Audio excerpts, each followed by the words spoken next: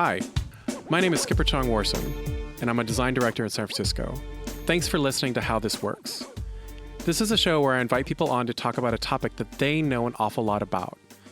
I have Ben Falk with me today, and we're going to talk about permaculture and its impact on the larger environment and how that might impact our personal lives as well.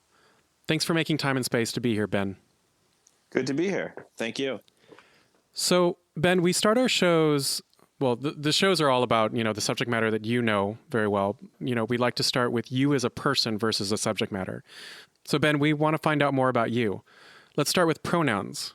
My pronouns are he, him, his. How should I refer to you? The same is good for me. Great. So who is Ben Falk? Tell us some things about you.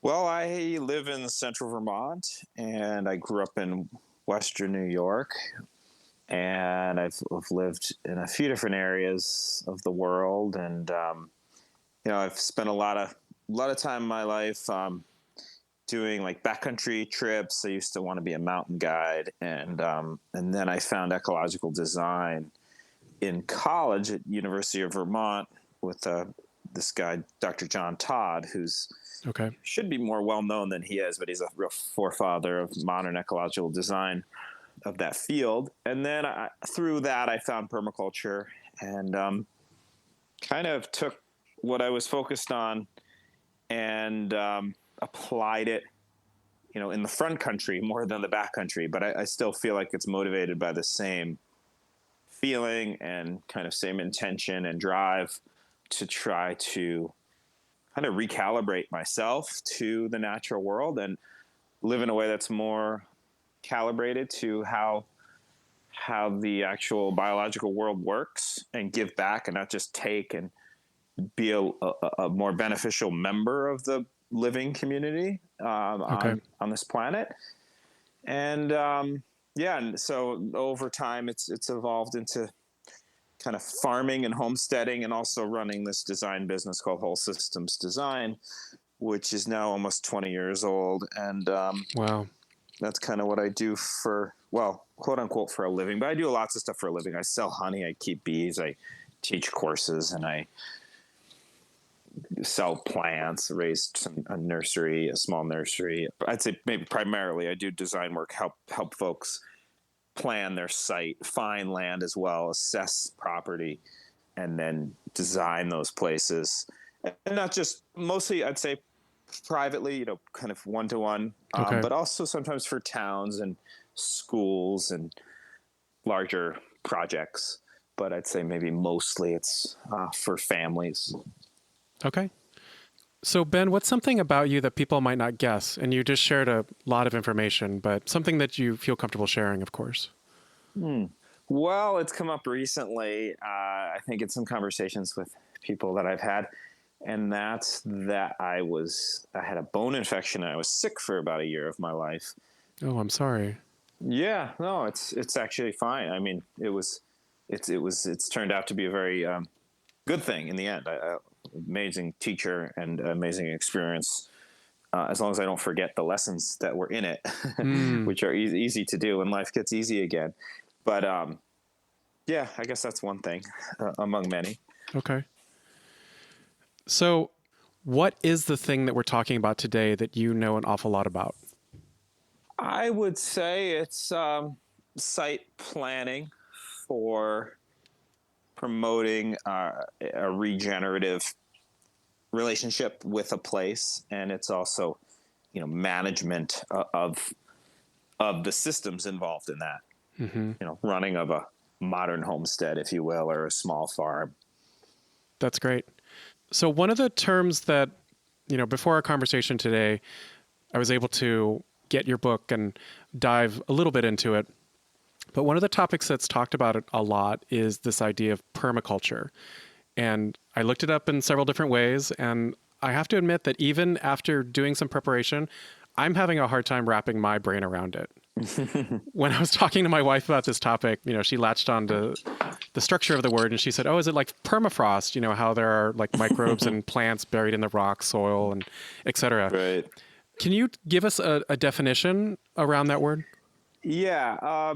It is a difficult thing to describe, but the Bill Mollison and David Holmgren, who coined the phrase. Okay. They were inspired by systems that are ages old, by, mostly like native, traditional indigenous land, for lack of a better term, land management strategies, but really just cultural strategies, because they were and are inseparable from land management, the way we think of it in our kind of modern context, meaning like permanent culture, permaculture, just, kind of approaches, not just physical approaches, but, mental patterns too, and design approaches that tend to lead toward the ability to sustain human presence and culture in a place over a long period of time, to be highly sustainable, which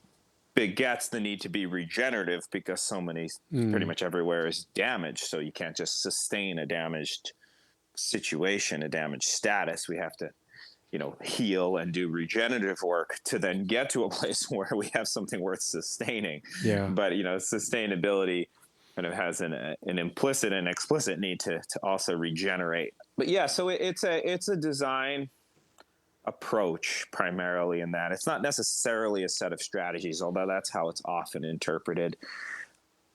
I like to think of it as, you're doing permaculture if you're engaging in a place, which includes a community, in such a way that you're being a beneficial member, and you're also garnering your needs from the place in a way that the place is improved. So you're not just kind of extracting your needs, but you're doing so. Your needs come out of your relationship with your place as a side yield to your work in regenerating the place. Okay. It's almost like you're living on the interest of your relationship with a place, not solely on the principle. Yeah.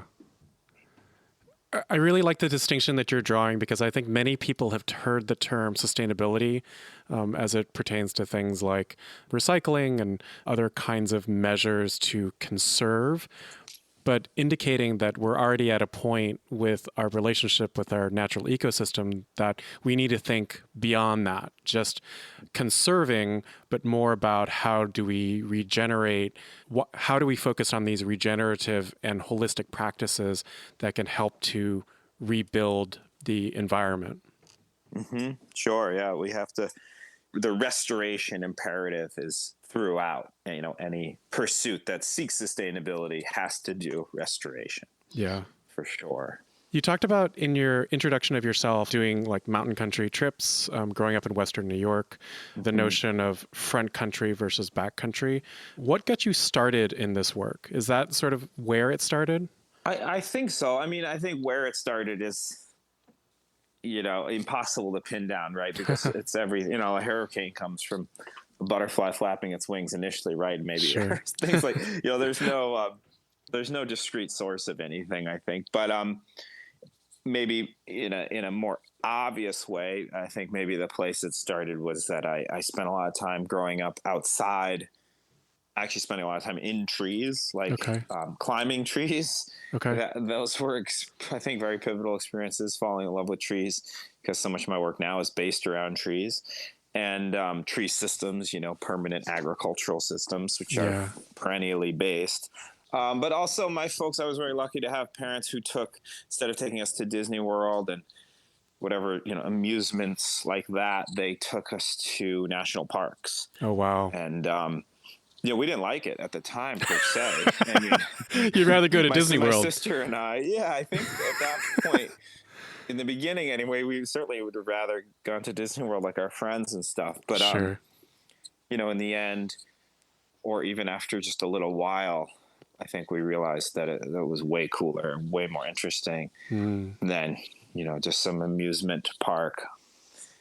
So I think that was pretty pivotal. I mean, I went to Yosemite. My parents actually, I was born in California. Oh, okay. In Palo Alto. And my folks credit some of my path to them taking me to Yosemite when my mom was pregnant with me, and kind of being at the base of El Cap, an exceptional kind of cathedral of the planet, Yeah. when I was in utero. And I think that's probably true to some extent. And then I was way into rock climbing besides for permaculture. I'd say rock climbing is the other thing I've given 10, 20,000 hours of my time to. And I don't much anymore, but that was like a huge, huge focus for a while. I see. One of the things that you get into in your book, and we'll get into that very shortly, is the idea of natural resilience. Can you talk a little bit more about that? Mm-hmm. Well, I think, it depends on the context, but when I do use the term resilience a lot, and it has to do with the way I tend to focus on it is systems that support us, food, shelter, staying warm, having water, and those kinds of basic needs being met in ways that are robust and less brittle, less prone to failure, and if they fail, easier to fix and to keep functioning.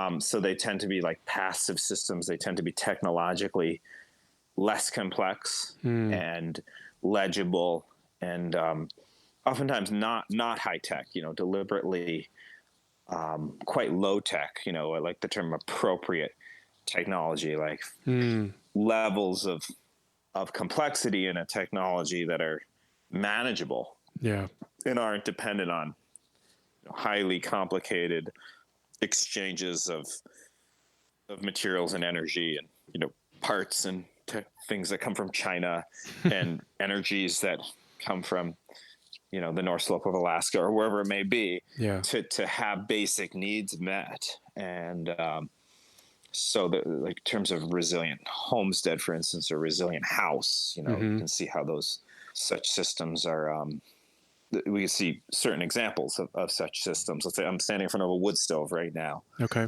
This piece of technology doesn't know if there's electricity coming into the house or not. It functions either way. It doesn't matter when the power goes down, which is a function of spaghetti string of cables going thousands of miles, and then lots of complexity as far as that power being generated, coming into this building.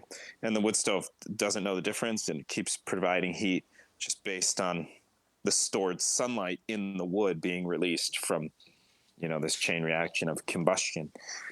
And it's a beautiful thing. Yeah. And it comes oftentimes, those resilient systems come at an expense of convenience or our own time input. Sure. But then they can yield a certain meaning and a certain value on that front that can be really valuable. But we have to kind of get over the lower convenience is pretty much consistently a part of that exchange that we're making to get something more resilient. Yeah. We have to play a role in it. We have to be a participator in it versus just, hey, Alexa, turn the heat up to 72 or whatever people are doing right now. I don't know. I've heard Alexa's a thing, but talking to your appliances in your house. That's right. The heating systems and whatnot. Yeah. I was going to draw that distinction between the notion of setting a thermostat through voice or a physical device, and that being some level of convenience. We've been sold that as a promise, right? Like it's more efficient, it saves energy, less mind share, less attention. But the notion of a wood stove, which, as you point out, is a device and a process that has been utilized for centuries, maybe not the stove itself, but the notion of like burning wood for heat. But then it also depends on things like having a supply of wood, stoking the fire, maintaining that over time, when it's cold. And I imagine right now in Vermont, it's pretty cold. So that requires a certain mind share and physical exertion to maintain that heat source for your home. It does. Yeah, absolutely. And that's where I think it's easy to miss the values in that. Like I haven't been to a gym, and I've never really been to a gym to exercise, quote unquote, in my adult life. Okay. Because I process all the wood. I log, I drop the trees, the wood I'm looking at right now. I first encountered when they were standing in a tree, 20, 30, 50 feet off the ground, and I fell the trees every winter. Okay. And I dragged the trees out, and then I cut the logs up, and then I split them and then stack them and then bring them into the house and then stack them again and then put them in the wood stove, and now they're providing the heat. So Yeah. that's all a very physical thing. I mean, that's my gym, and then everything else, the gardening and the soil preparation and the planting trees and harvesting. So, there's a lot of these other yields that I think it's easy to realize after you engage in them, that we kind of end up having to fill these holes that are left by these lifestyles of quote unquote convenience by having to do all this other stuff, because we're not actually doing the things we're kind of evolved to do, which is being very physically tactile in the world around us, in large part to meet our own needs. And we've created these systems where our needs are being met by so many other means other than our bodies and our minds. And then we have to try to, fill these voids that are part of that kind of relationship. We're just kind of plugged into a drip of needs being met, automatically. And then we're like, oh, but I have to move my body and I have to challenge my mind. And, it's an interesting conundrum. And so, our question as people that are trying to plug into a way that's mutually beneficial to the places we live and to ourselves is just how do we insert ourselves into the landscape around us to meet our needs in ways that are beneficial to that place, but also to our bodies. And, some types of work like digging holes, certainly is harder on the body than splitting wood or scything grass or the compost or, so some things are more mutually beneficial than others. Yeah. So you've written a book and it's called The Resilient Farm and Homestead. You include some of these details in your introduction, and the book's backdrop is a terraced research farm in Vermont where you live. And one of the descriptions that I read about it was like, you even have rice paddies, which I don't know that I realized was even possible in an area of the country like Vermont. Would you finish painting the picture of your home, that scene for us? Mm-hmm. Sure. Yeah, I didn't know they were possible either. Growing rice was possible either here until I saw a photo of northern Japan, which is a similar climate. There are rice paddies covered in snow, and I said, sure, maybe that's doable here. Looking at like climate analogs. Yeah. So other aspects of our home place are gardens and fruit trees and nut trees and ponds and sometimes animals, grazing animals. And forestry work and, wood stove and wood-fired sauna and, my family. And, that's handmade buildings, things like that. Yeah. Nothing too unusual, really. I mean, none of this stuff is really new. I didn't want the publisher to use the word innovative when they on the cover of the book, which they did, because like innovation's what sells, I guess. Right. And novelty. But it's a bit really of a drinking game these days, really, to use the word innovation in a sentence. Yeah. Oh yeah. And it's like, well, we don't need to innovate at all right now. Like we really have no need to innovate. We need to apply what we know.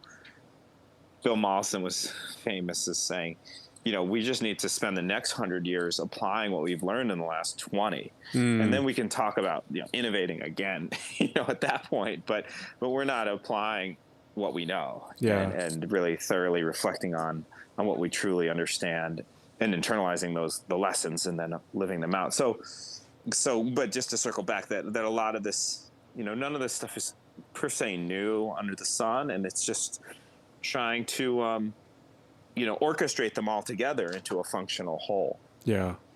So can you walk us through a day in the life living and working and educating on the farm? Sure. Well, this time of year, it's pretty much hibernation and getting outside, skiing. Sometimes I'll do some foraging, but there's not much to harvest this time of year. Okay. Although there's a few things. What would you forage if you were going out to?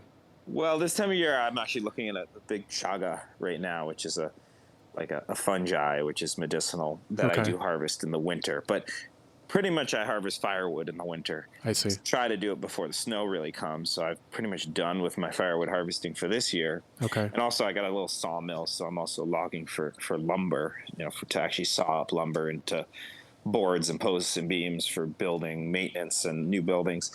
But that's, there's in the winter, it's like I ski a lot, try to catch up on sleep and Sure. just sauna and jump in the pond and just restore our bodies and minds and try to, take on like more indoor projects. Yeah. Build stuff, maintain stuff, equipment, buildings to some extent. And then, the growing season is really only like less than 6 months long in a lot of ways here. In some ways, our frost-free season is only 3 months long or a little more. So it's quite intensive. And luckily the days are really long. And that's waking up early and being outside in the gardens, just trying to keep up with what needs to happen, like whether it's starting seeds in February, March, onions and shallots and getting the things started that need to be started, and then pretty soon tomatoes after that, and raising those crops up and getting them in the ground just at the right timing, and then harvesting them, keep maintaining them for the growing season, make sure they have water and food, and then harvesting and trying to put everything up for the winter, and just the rhythm of what the season demands. It's all seasonal, and that's what I love about it. We don't really make our own schedule. Our schedule is made by what the weather and the time of year require, which I think is a real relief, rather than just kind of having this blank slates of like, what do we want to do, or what does our work, kind of work according to schedules, like the human schedule, demand of us. I find that really not very compelling compared to like, okay, like it's a beautiful sunny day now, the ground's pretty dry, it's time to pull the garlic and start curing it. Or, get this or this in the ground because it's going to rain for 3 days, and let's get those seeds in the ground. So adapting to what's not just the season, but then also what's happening in the world. Like you said, rain's coming. It's going to be pretty dreary the next few days. Then this kind of needs to happen, making sure you have enough wood for the winter, those sorts of things. Yeah. And the neat thing about that is it's a dance that's endlessly interesting because you can always get better at it. I mean, I think about some things I did 10, 15 years ago as I wasn't as good as that. So I would be putting the chains on the tractor when it was like 8 degrees outside, and now I can I know, okay, that's going to have to happen. I watch the weather. I do it when it's 45 degrees or 50 or 60 degrees out before that cold comes, and apply that to everything and try to just get, always move to a place of a higher degree of grace in that interaction with the seasons and the weather, to be able to do it with less work and a better result. And I think ultimately what that does is free up time and reduces stress. And I think makes us as a family unit able to hopefully be more available to like neighbors and other people. So we're not just like bogged down with our own stuff, and we're hopefully contributing, being able to be in a position to contribute more. I mean, that's, I think, kind of the goal. It's not to just make this function more and more perfectly every year per se, just for our own purposes. What about one of the things that you mentioned that is a part of your livelihood is teaching classes? Do you teach classes much in the wintertime? No, we don't. Our annual permaculture course is our main class, and that's 10 days in the summer, usually in like late July, August. And then we have other short courses we've done on and off over the years. And they're always pretty much in the summer, fall, because people are camping and better weather for all that. And more going on outside. This part of the world, and we're under 1 foot to 2 feet of snow right now. I'm looking out in the woods from where I am, and it's kind of nice. There's just not much to be done right now. We get to take a big break. But then so much has to happen in a pretty short amount of time. So just your description and the pictures that I've seen of the farm, it sounds idyllic. And I understand that this is a continuously evolving system and experience, but is this what you had in mind when you started? Like, was this sort of like the kernel of the plan? This is what you had hoped that it would become? Right. It's not what I had in mind per se. Okay. And it's also, I'll circle back to it, but it's not the simple life. I know there's this funny term, the simple life. I think it's the good life for a Yeah. lot of people Yeah. who want to be hands-on and want to play a role Okay. themselves in their existence, in the basics of their life, and who derive a lot of meaning from that, which I think are most people to some extent, Sure. because I think it's instinctual, even if we don't know we want to do that.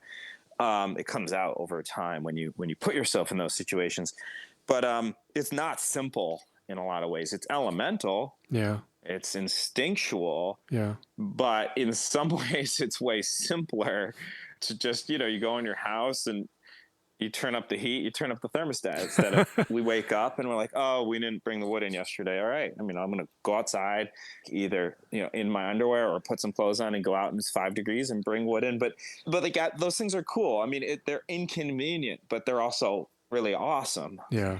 I mean, maybe they're not awesome to do if you have a broken leg or when you're old. I mean, you definitely want help, and you need a family and or a village to do all this to some extent. But Yeah. it's funny that people have this term, the simple life, because it's certainly dancing with the seasons and the season and having to plan ahead and live based around the weather. I mean, that's all actually very complex. Yeah. But in that way is also incredibly meaningful, challenging, and yeah, there's a lot of value that comes from that. But to circle back to part of your question too, I mean, I didn't picture it exactly. I had visited some people in college when I did my final thesis project at university, at undergraduate school, on vernacular architecture suited okay. to Vermont. Okay. And to do that, I interviewed a bunch of people, and some of those people were like what I would now call homesteading. I didn't really think of it in that way then, but they were people living hands-on, kind of being part of their own food production and heating their homes with their own wood and that kind of thing. And yeah, I think that was a big inspiration. I met this guy, Richard, who had this cabin. He was living in this cabin he built for like $5,500, and we were cracking out black walnuts at his table from trees that he had planted 30 years earlier, and eating bread from grain that he grew, and kind of sitting around this handmade life he had made for himself. And at those moments were times when I was like, oh, like this, you can live this way, like this makes a lot of sense. And because I grew up in the suburbs, we didn't even have a vegetable garden ever growing up.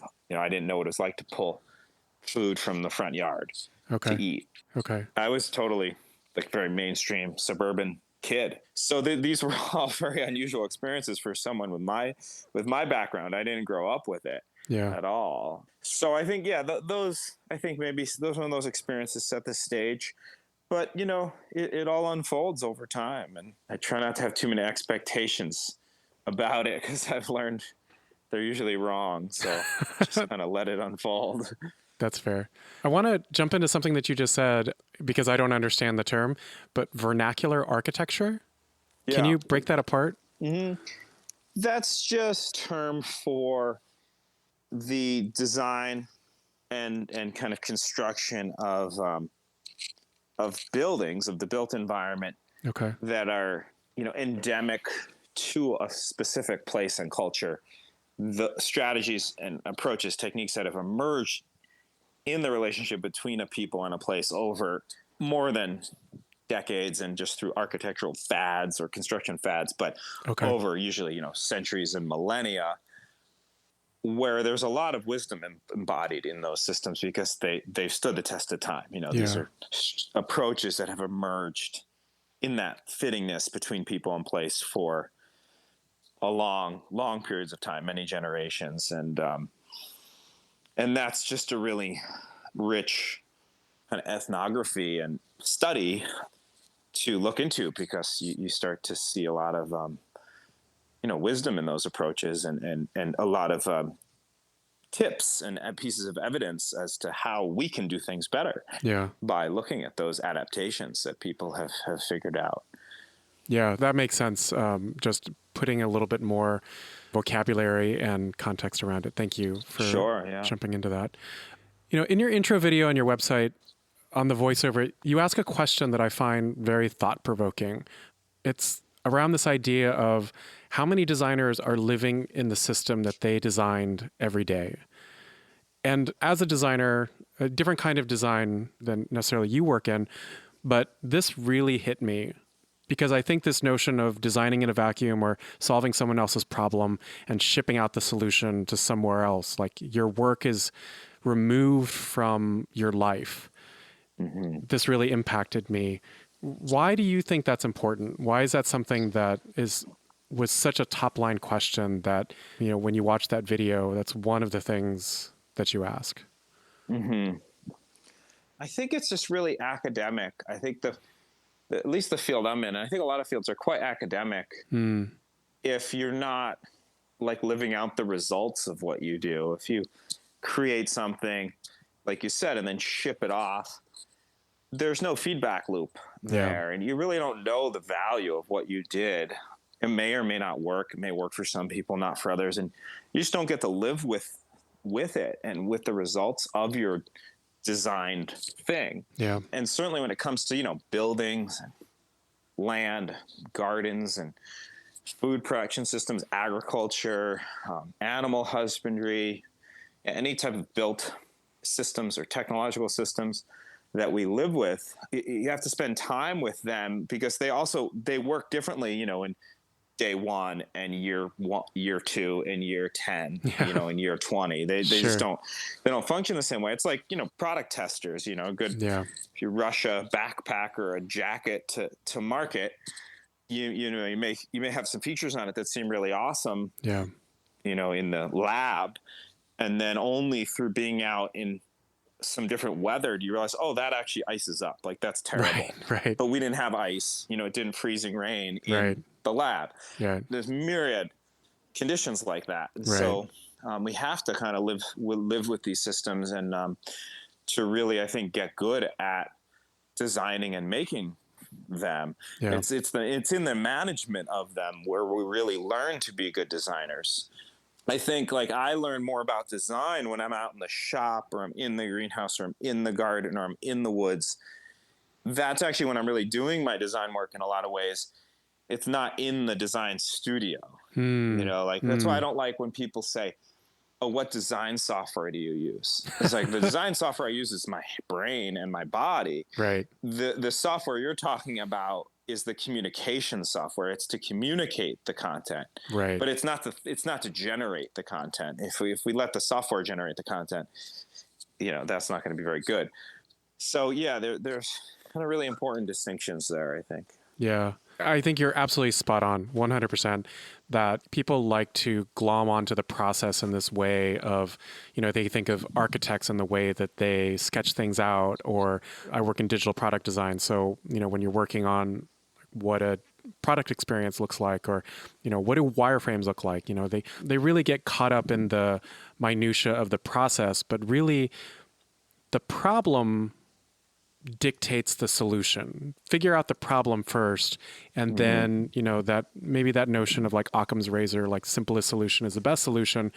Figure out the solution, and that solution is going to work for think about who you're solving for. Are you solving for yourself? Are you solving for your family? Are you solving for someone who lives down the road? Are you solving for someone who lives halfway around the world? I think there's something really powerful, but there's something really hard about that. That's a really difficult process to grok, whereas just figuring out, what tool do you use? And you say, I use Photoshop for this. And it's just like, okay, I'll go learn Photoshop. So you get caught up in one piece of the process, but not actually solving the problem. Right.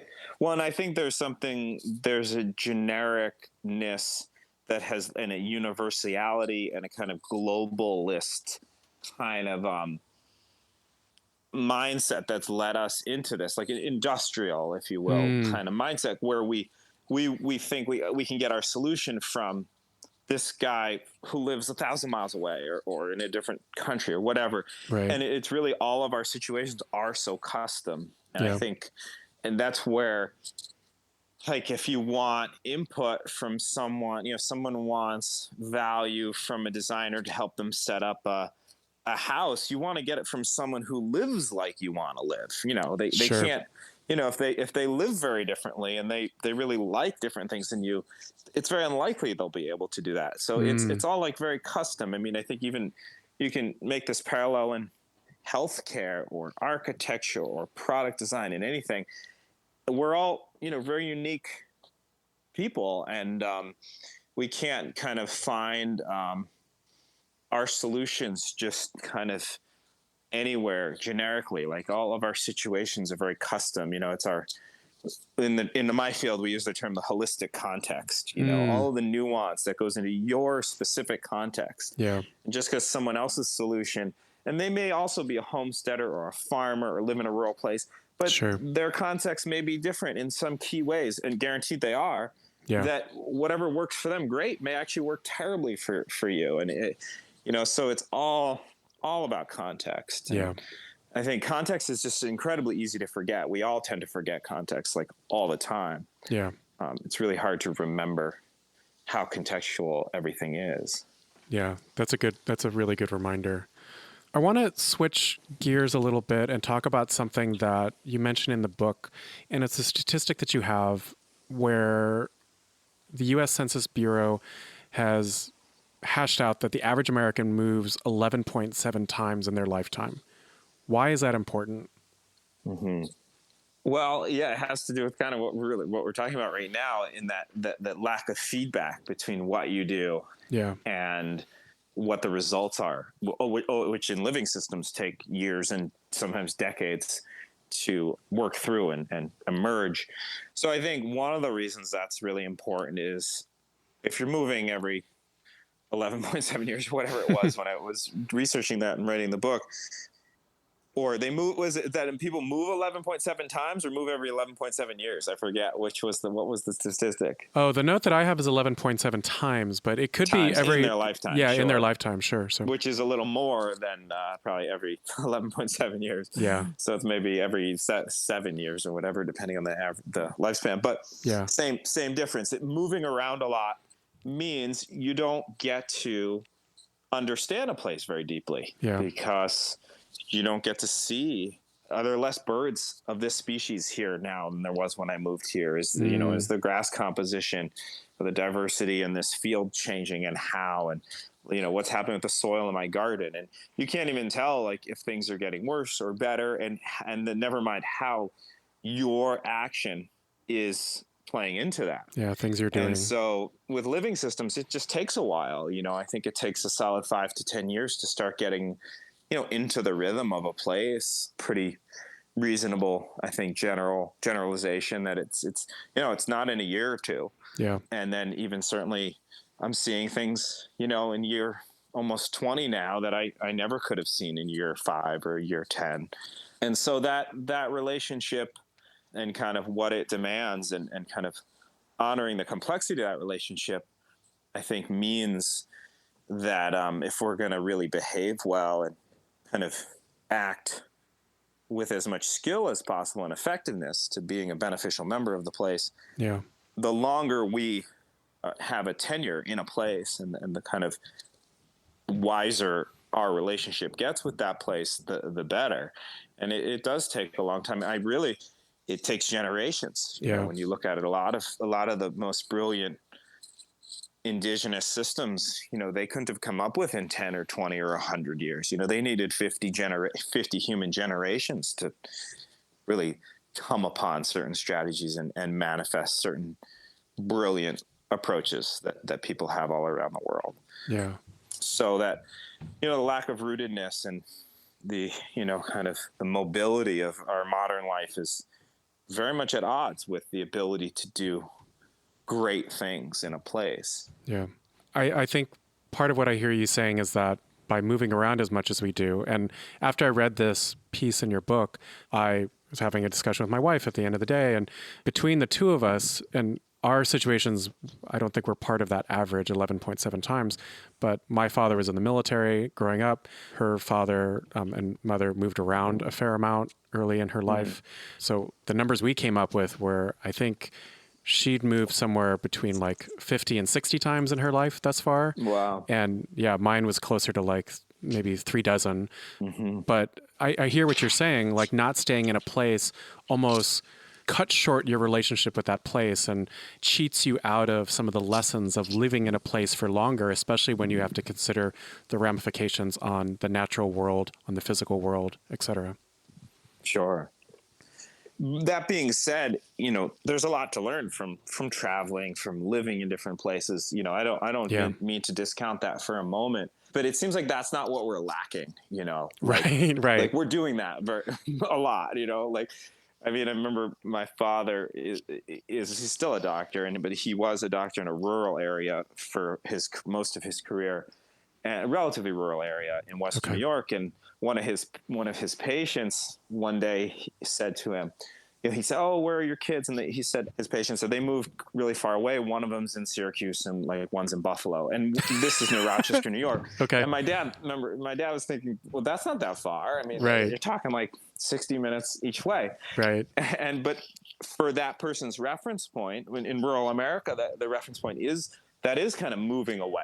Yeah. So, but in the more urban, suburban world I had raised in, you might go to college in the other side of the country and just stay out there. Yeah. And the kind of atomization that I think has become so common. Yeah. There's some beautiful benefits to it. And then there's some deep level costs that I think we're not totally reckoned with just yet. Yeah. My wife and I recently relocated from New York City, where we lived for about 10 years, out here to the Bay Area in San Francisco. And one of the things that we have had to come to terms with in the last year in living here is this notion of fire season in California. And you have a part of your book where you talk about some of the Native American populations and how they managed the woodlands and, the fire management strategies and all of that. Can you talk about that a little bit in terms of, and we've hit on some of these notions already, but this idea of some of these things that are sometimes the best solutions are the things that have been done for decades or centuries beforehand. Yeah, certainly. The fire example in California is great. And that's finally, after decades of plenty of people saying, we should take a cue from how the original Californians managed that landscape and participated in that landscape for thousands of years. Yeah. Interacting with the fuels and the biomass that was there and the plants that are there. Yeah. Mitigating some of that risk. Yeah. Yeah, that mitigated that risk, that got them a yield that helped them live off the place, from and with the place, but also worked with the place in a way so that there was less catastrophic levels of fire. And we're finally that conversation is starting to get some airtime nationally. I don't know how much land area it's affecting in terms of management, but sure, Native peoples the world over are the people who know how to, quote unquote, manage, land, quote unquote, resources the best, because they've had to learn those things to survive. Yeah. And they've also been there the longest, and they've been listening most carefully for oftentimes just reasons of utility. Yeah. So, yeah, absolutely. Like I said before, I don't think we need innovation so much as to apply basic understandings, with consistency and without mostly just funneling the benefits towards the few, which is pretty much the design of our current system. So I love that idea of taking inspiration and modes of operation from past success. And this idea of sometimes in the design space, there's lots of buzzwords. We've already identified innovation, iteration, collaboration, like all of these sort of shuns. But I think that this idea of working on something consistently and maybe not focusing on machine or a technology to solve the problem, but hey, has this been a problem for a while? And something like fire has been. It's been a problem for a very long time. So how did Native peoples deal with it? And like you said, it was in their best interest to make sure that they didn't necessarily diminish their game supply or cut down too much of the plant and vegetation layer, or not to damage their the plants that they use for medicine, things like that, but really taking a lesson from maybe things that have been done before that can be successful today. Yeah, absolutely. We really have to spend the next bunch of decades or longer resuscitating those lessons, Yeah. and across the board. I don't know how likely we are to do it because we are so impressed with novelty and kind of new monetizable strategies that are Yeah. quote unquote innovative and all of these things. And The shiny object. yeah, I think there's just something that unfortunately seems to be missing in terms of like the sexiness of systems and strategies that have stood the test of time. And, no one puts this better, I think, than Wendell Berry, the well-known author and farmer from Kentucky, who just does a great job of kind of studying the value of things that have stood the test of time and remarking and commenting on how, those things demand our attention. And not that all those things are great or should be kept, but that in of themselves is something still around and has been around for millennia. Chances are it's probably better than the thing that just emerged, which hasn't stood the test of time at all. And we should at Hasn't least been tested. put them Yeah. we should at least put them in an even playing field. Never, not hold up the new thing as better. Quite the opposite. Really, we should be quite skeptical of the new thing. Yeah. And our world is kind of the antithesis of that today, and maybe has been for a while, not a long time, but maybe hundreds of years or maybe just a few decades. I'm not sure, but whatever it is, it seems pretty maladaptive. Yeah. I imagine that there are some people who are listening to our conversation right now who are thinking, well, we've already done some of these things. Like we recycle, we compost. Maybe they have an electric car, smart thermostats, like all these things. Like we're trying to save as much as we can. What else can we do? What would you say to people like that who are bristling at some of the things that we might be talking about and saying, well, I don't know what I can do? Yeah. Well, I think there's a world of opportunity that's very empowering for all of us to find in going through the window into how can we be producers? Like how can we actually help meet some of our needs rather than just and improve a place rather than just do less bad or take from it a little less. Right. And I think that is very, to use a poor term, addictive. I mean, it's very compelling to realize that you can actually do good, not just, do less bad. And I think most of us know that, interpersonally, like hopefully we're trying to add value to the people we are in a relationship with. Sure. Not just like take less. Right.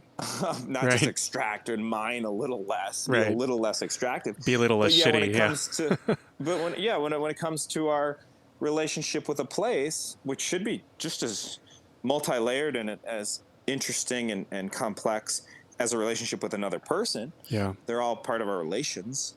We tend to just accept this idea of just, do a little less bad, just kind of conserve, take a little less. And rather than like, of course we should put back, I think in Native American terms, that's, what I heard Robin Wall Kimmerer, for instance, just say is that's just simply good manners, because that's just regarding the world around you as your relations rather than like what you call your natural resources. We call our relatives, we call our ancestors, Sure. And that's hard for us to wrap our minds around. I mean, I say it personally as like a displaced, white person. I'm trying to understand that in my life. It's a tough one because I wasn't raised with that. And so I think, but just to get to your question, I think anyone, no matter where they are, even if they're really urban or not, kind of with land, so to speak, can improve. It can have a positive impact on that place. It could be sowing some seeds in an abandoned lot, literally broadcasting some clover seed into an empty lot that's barren that you walk past on your way to work. Like that's a regenerative action. Okay. It can be, keeping the tiniest of gardens, raising some salad greens on a balcony in a pot of compost or choosing to compost, versus throwing your food scraps out. That's both a conservation strategy and a regeneration strategy. You can have a worm bin even in a city and grow like amazing potting soil under your kitchen sink, there's endless opportunities for that. And I think people who have all the solar panels in the world and all the heat pumps or whatever it is, all the efficiency appliances and all that, to use less GPM, Sure. can still make a decision to actually not just do less bad, but to do good. And that's, a lot more interesting. I think people will find a lot more value in that, because it's like not that great to just feel like, well, I'm doing a little less bad. I'm doing less bad, Yeah. It's not much to congratulate oneself on compared to, wow, I just planted flowers in an abandoned lot, and now I'm watching the flowers, feed bees and butterflies, 3 months later. Yeah. I love the way that our conversation has gone, but I want to make sure that we haven't missed something. Ben, is there something that we haven't talked about yet, but that you want to get into? Oh, well, there's many things, but that's okay. Of course we miss things, Of course. We're going to miss a million things, and that's fine.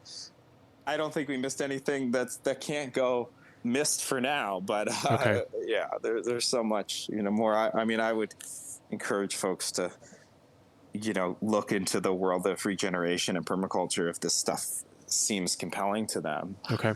Well, I'll throw in a question that we had down on the list that we were exchanging back and forth. You talked about how, when you started the farm, that this wasn't exactly the picture that you imagined, but it is the picture that you have, and there's so much satisfaction that you receive from it and so many other benefits.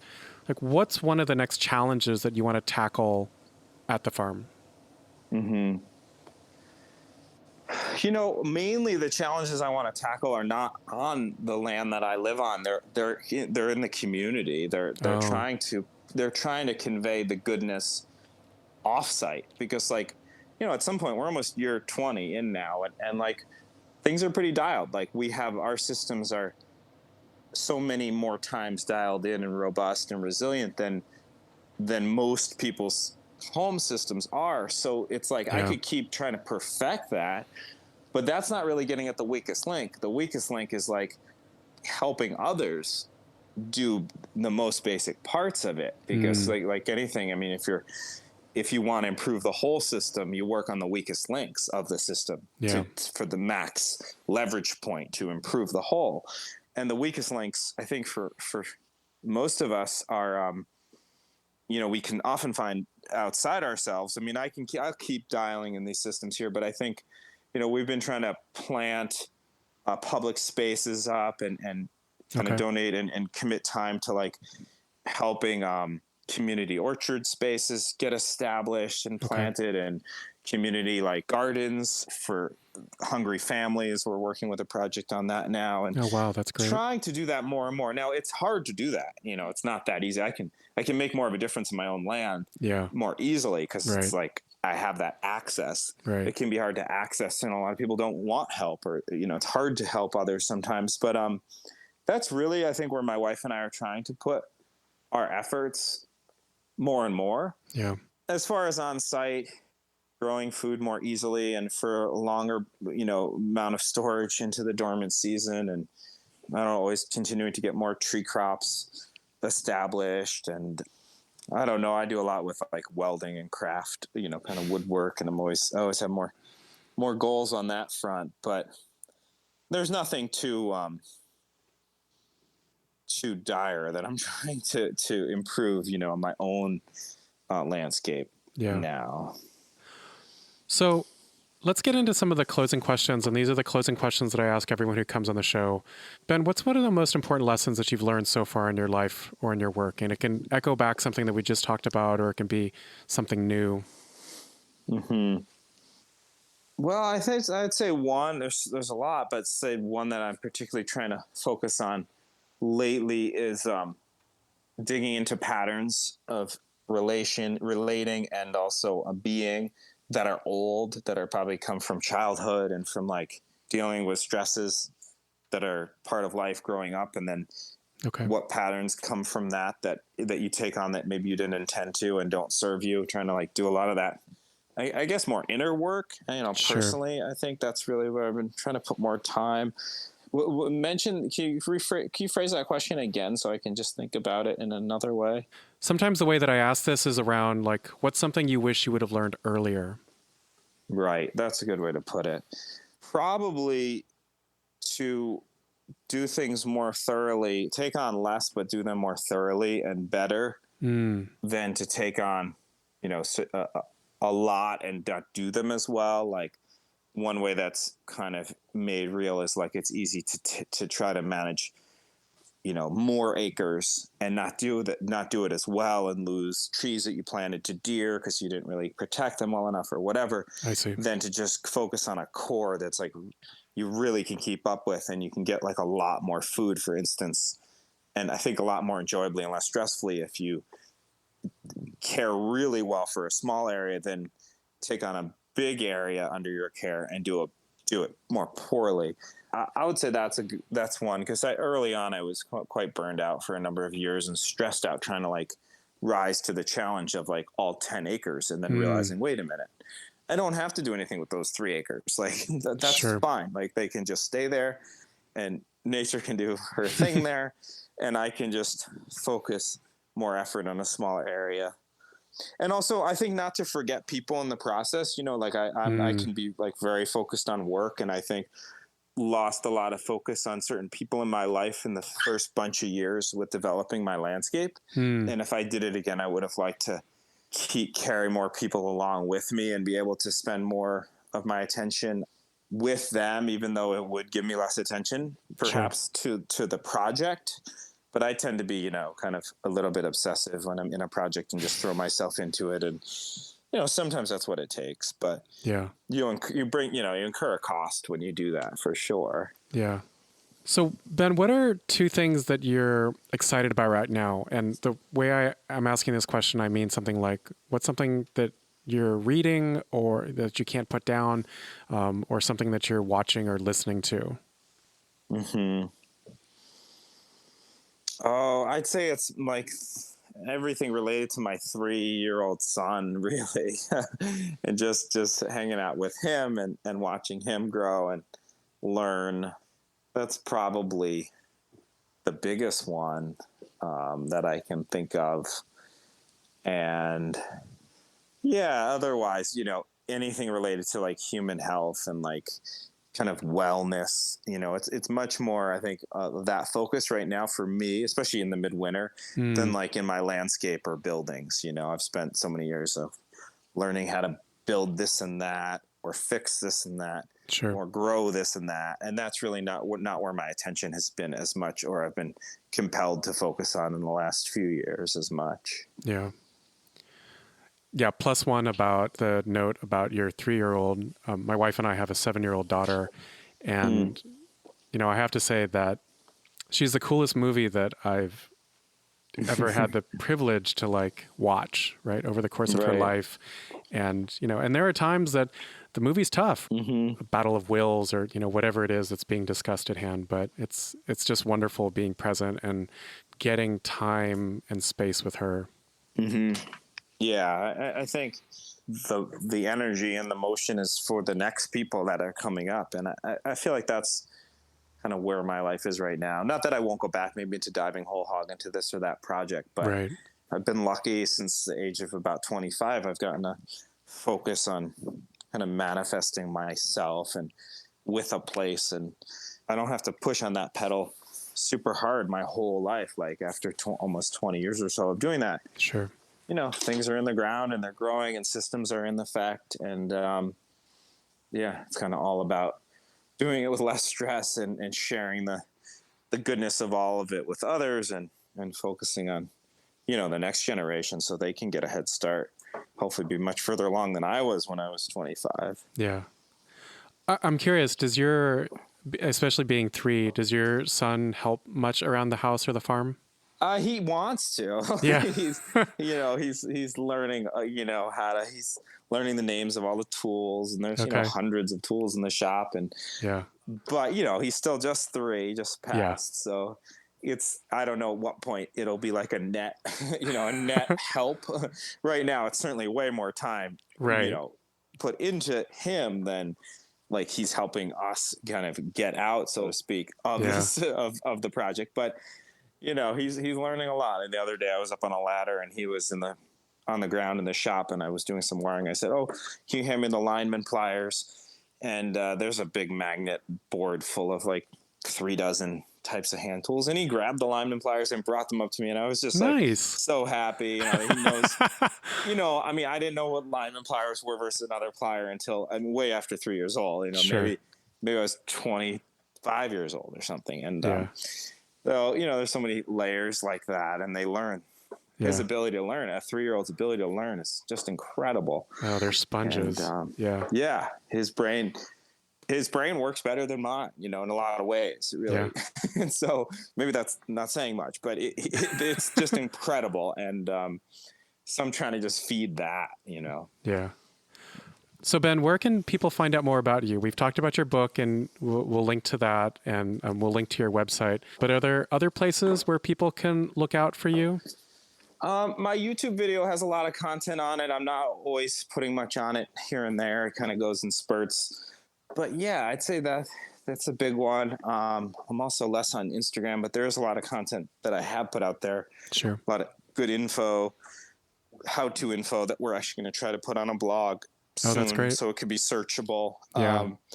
Our website too, like you mentioned, the website, the book. There's going to be a revision, it looks like, of the book coming out soon, in 6 to 12 months as well. Oh, that's awesome.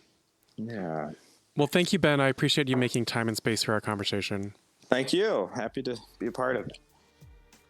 And thank you for listening to How This Works. This episode was edited and mastered by Troy Lococo.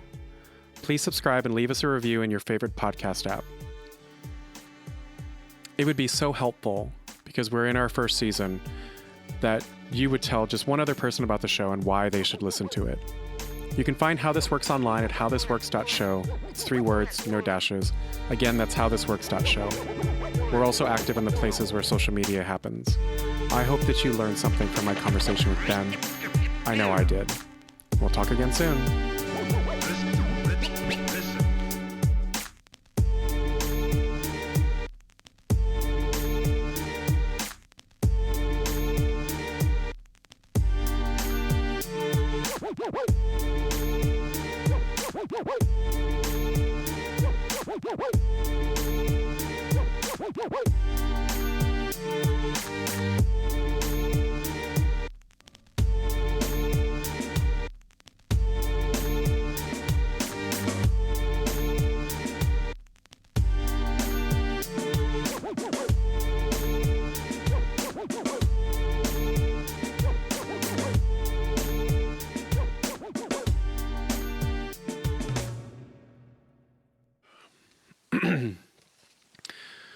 Hi. Hi. My name is Skipper Chung Warson. I'm a design director in San Francisco. Try that one more time.